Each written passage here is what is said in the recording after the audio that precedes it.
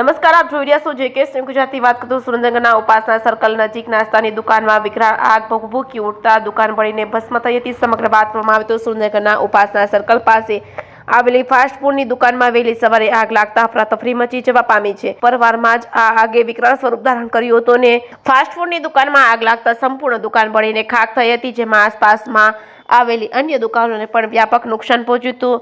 આ ભયંકર આગની ઘટના અંગે સુરેન્દ્રનગરની ફાયર ટીમને જાણ કરવામાં આવતા ફાયરની ટીમે આગને કાબૂમાં લેવાના પ્રયાસો હાથ ધર્યા છે. આ ઘટનાના પગલે લોકોના ટોળા બનાવ સ્થળે એકઠા થયા હતા. ફાયર વિભાગની ટીમો દ્વારા અંદાજે 4 કલાકની ભારે જહેમત બાદ આગને કાબૂમાં લીધી હતી. સુરેન્દ્રનગરના ઉપાસના સર્કલ પાસે આવેલ ફાસ્ટ ફૂડની દુકાનમાં વહેલી સવારે આગ લાગતા લોકોની અવરજવર નહીવત હોવાથી સદભાગ્યે મોટી જાનહાની ટળી હતી.